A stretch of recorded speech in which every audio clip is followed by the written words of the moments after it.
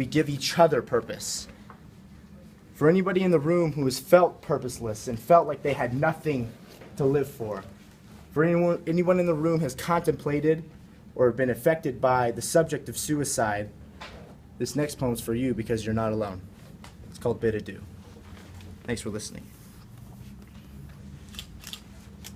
When the youth die, we always say they passed before their time. But at what time in their life will they say that we just died? And if I euthanize myself at the peak of my health, will they still speak of me like they couldn't tell the wrong from the right?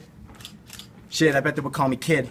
I bet they would call me innocent. Trigger finger to the head, tell me when and I'll pull it in. Cause I'm the first of a dying breed, and all I wanted was a dynasty of poetry speaking honesty, but it ended back in indecision. And the mystery of what people will think of me if I live to 20-something and don't end up dying in my teens. Like, is it before my time yet? Okay, just tell me when. Because if all we have is how we're remembered, I'll burn a church down just to get trapped under in a heroic suicide of trying to save another life, but I knew nothing was for me inside. It was my cover, and I'm up to my neck in nooses. And I don't mean to be a nuisance, but the inconvenient truth is found when all the fucking news says is guns, guns, weather, guns, guns, and yet another shooting. There's too many half-empty coffins. We all care for one day, shrug it off and say, the youth dies so often. True.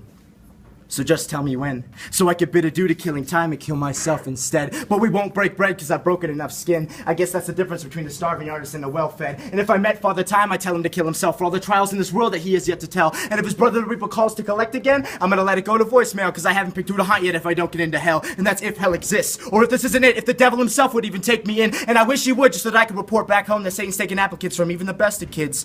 Just like me who don't know how much blood to drink until I taste those grapes. Or if by then would I be wasted enough to dance on my own grave?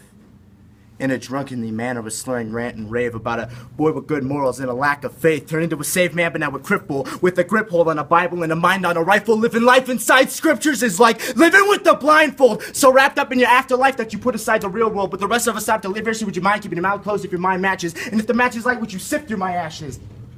For dust mites, but it's me, so dust might not, so more likely the only trophy that I ever earned was an urn for life participating, and I'm just waiting to fill it. We're all just waiting to fill it, affiliating a creative feeling until someone else kills it. And someone always does.